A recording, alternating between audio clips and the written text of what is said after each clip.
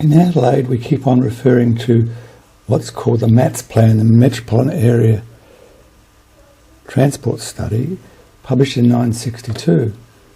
Let's see what it actually did say. This is what Adelaide railway station looked like in 1962, where we can see most of the people travelling to the city coming by train, with a few people, probably people dealing with interstate passengers, travelling around in car down to the ramp to the lower level. And we see that all of the tracks at that stage are still available. Tracks 1 and 2 are up against North Terrace. The MATS plan kind of frightened Adelaide people when it used these images of a 4-level interchange in Los Angeles, United States, as a kind of future that would have for Adelaide. And you will see here they talk about considerable travel will occur between Modbury and Salisbury Elizabeth district, the Modbury and Campbelltown districts, the Port Adelaide and Salisbury districts, and between Marion and Christie's Beach districts. And it used this image of the Harbour Freeway in Los Angeles.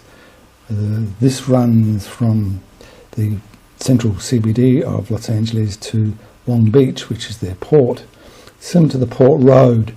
So this is perhaps what they thought the Port Road would look like at some time in the future.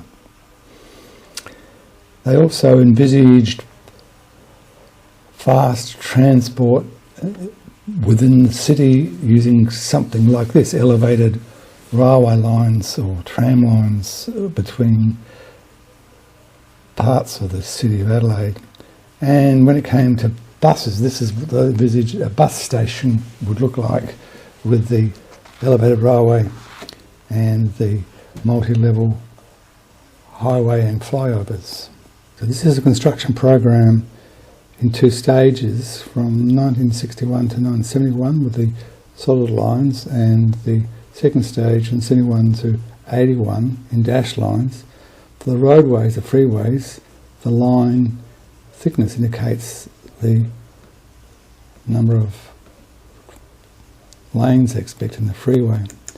So you can see the freeway they expect from the southern suburbs.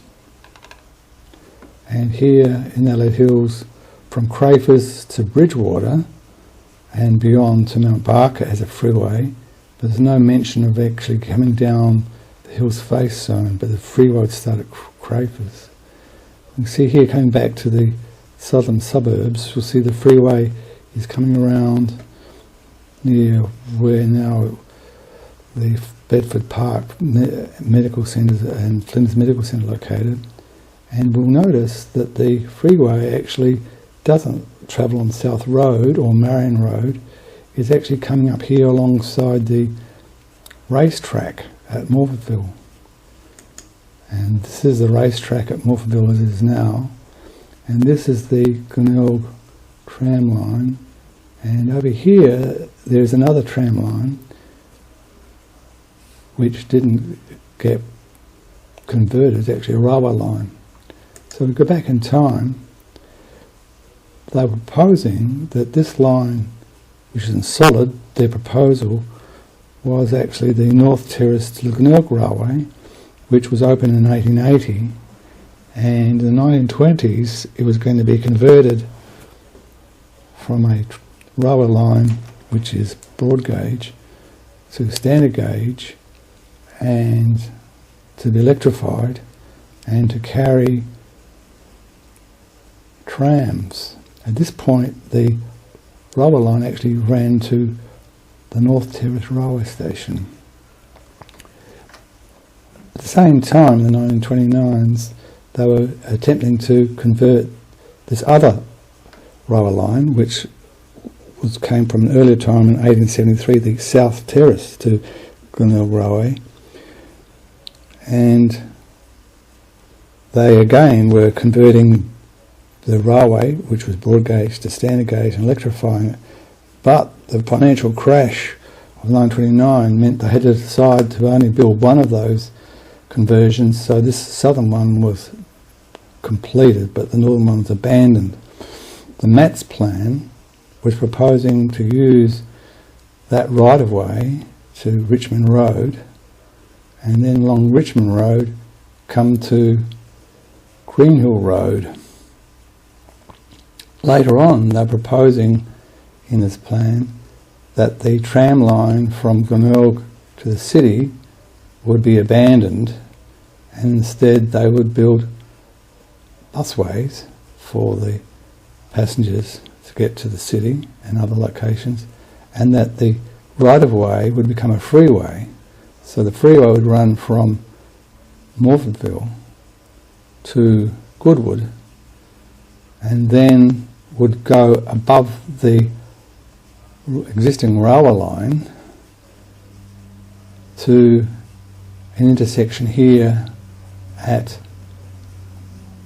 Richmond Road, Anzac Highway, Greenhill Road, and then it would run above the railway tracks to Port Road, and then Port Road, as we know, actually comes round here to North Terrace, but this is the part alongside what used to be the Coca-Cola Amatil factory to Park Terrace, and then it would come round Park Terrace, and there was to be a ring route around Adelaide.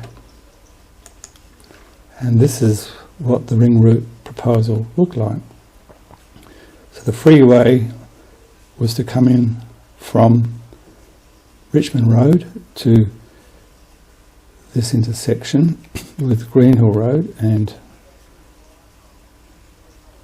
Anzac Highway, and this was the freeway coming up from Goodwood above the railway line.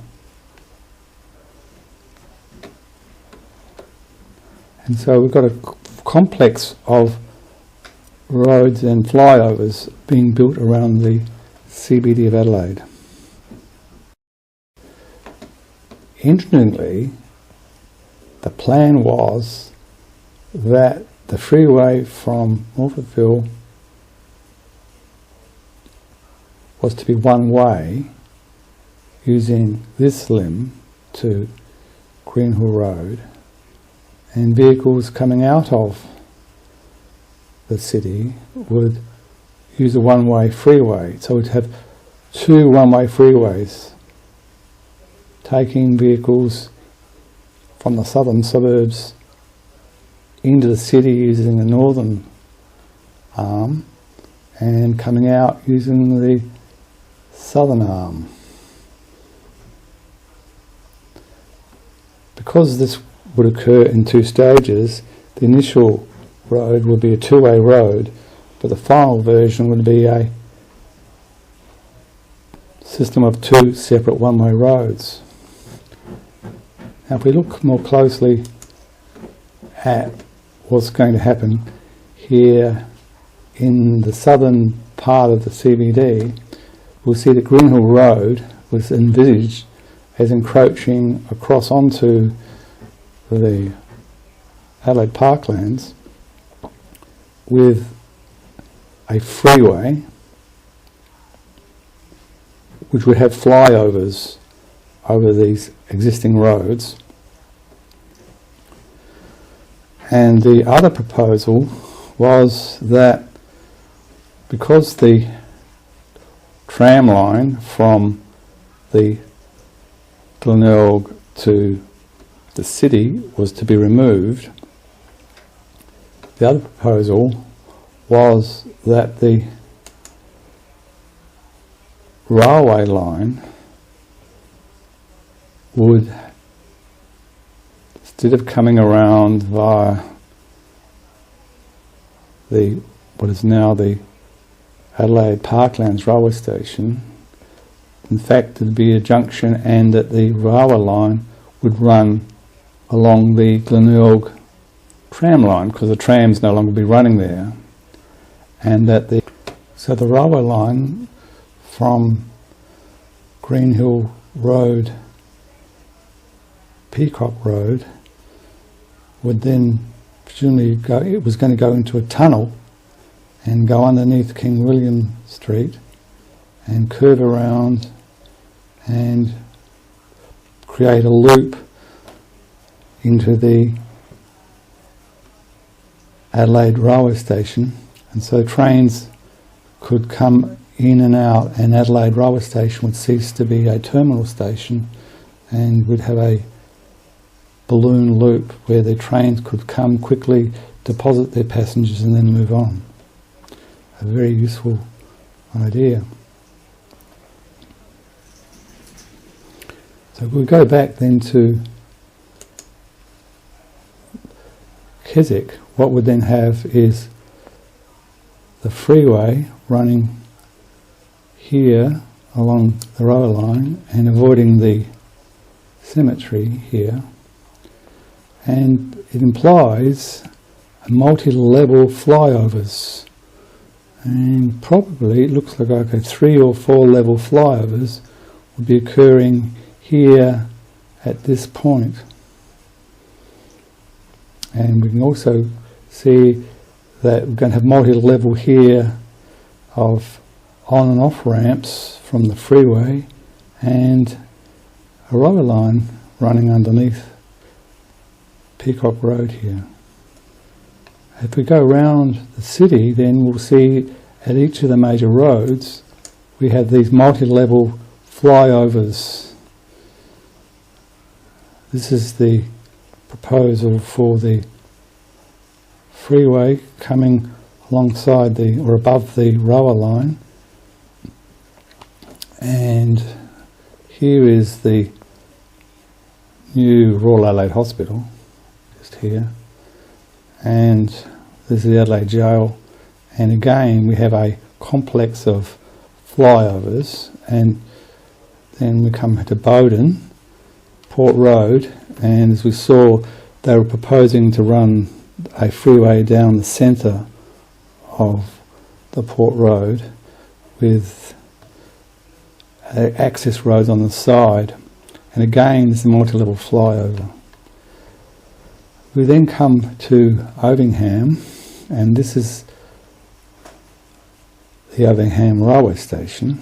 The railway line's not shown, and there's a proposal which is that there would be a park and ride built at Ovingham, so people would drive to the Ovingham railway station, and that the freeway would run through this section of Prospect, probably on a new road through that section of Prospect, and then join up with the freeway going north. Following around the city, then we come then to Main North Road, and again you can see multi-levels of flyovers, and then round here at Gilberton, and then we come to Gilberton, and again we can see a complex of flyovers, and this represents the freeway that was going to be built up to Modbury, running alongside the River Torrens. So if we go here, we'll see there's a freeway proposal going along the River Torrens, and then it's coming, and this is Grand Junction Road, and you recognise this is actually the track for the O-Bahn, and the freeway was to come round and come into what is now Tea Tree Plaza, and then the freeway is to come round, and there'd be a branch of a freeway here from Golden Grove down to the Plains, and this is McIntyre Road running down as a freeway, which actually has been built later, but wasn't built at the time of this plan as a complete section from Modbury, but the section down the Hills Face zone was built, and then so on. Then the freeway's coming around, and what we can see is the freeway, this line represents Grand Junction Road, And they were proposing then what was built was the Salisbury Highway and the Port Adelaide Expressway, the complex of names, but that road has been built. And we'll notice too that the road for the southern north-south road wasn't following South Road at all. It was following a line of roads. So this is Marion Road and this is South Road, and over here is Brighton Road. And so there's a line of roads which at that time were not fully developed, so that lots of this area here had big wide open spaces for horse adjustment as part of the industry of the racetrack. And so the proposal for the north-south road wasn't on South Road at all. Marion Road was actually using this road through here. And then we'll see that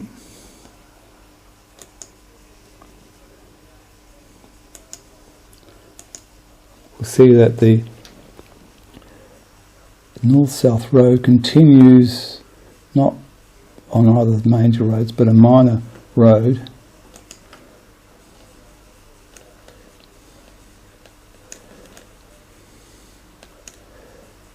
and it looks like Baggots Road was going to be used as the so Baggots Road through there, and it would then come across here, probably on this road here, Rosetta Street. And as we probably know, there actually is a underpass underneath the railway line at Rosetta Street. So the original Matt's plan actually used Rosetta Street as the way to get from the southern suburbs round to the northern suburbs. And as mentioned, the freeway was then to extend out to Gawler.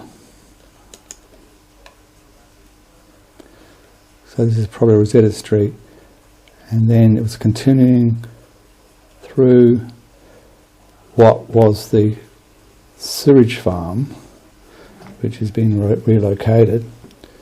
So this big wide area was a area where sewage was allowed to flood out onto an area of pasture, and the sheep grazed on the grasses produced. So the freeway then was to continue along the Salisbury Highway and out to Gawler. If we come now to today, we realise that we can't use roads at grade at the surface because it's disruption of the life of the city. And so we're now building a tunnel, which will mean that we don't destroy all of the shops and businesses which are on the sides of the roads, and vehicles will be able to move express from one side to the other. But local traffic would still be on the surface. And this kind of feature is occurring in many other cities around the world, including our friends in Sydney, a city much bigger than ours, where they've got a great number of roads which are in tunnels, and heavy trucks can come through the city without disrupting the city. This is the website for Transport for New South Wales, and if we look at the Sydney tunnels and their heights, we'll see that most of the tunnels are 4.4 metres in height, which means that heavy vehicles at 4.3 metres would be able to fit through there easily, but vehicles which are 4.6 in height, such as the ones carrying cattle, would not be able to go through many of the tunnels, and double-deck buses would be near the limit, except for these newer tunnels which are at 5 on the M2 motorway and 5.1 on the M8. So here's the M2 motorway with north connects into Lane Cove. So this is the kind of tunnel which needs to be built if we wanted to bring heavy vehicles into Adelaide from outside the city.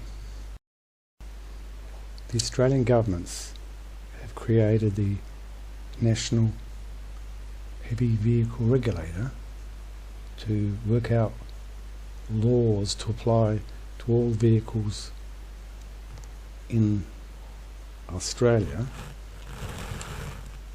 and the heavy vehicles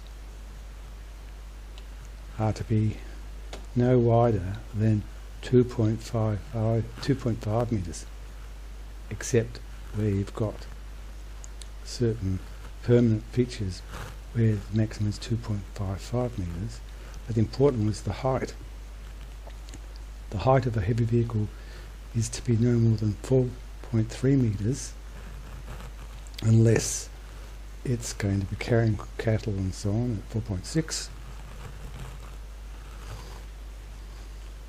or a vehicle carrying motor cars at 4.6,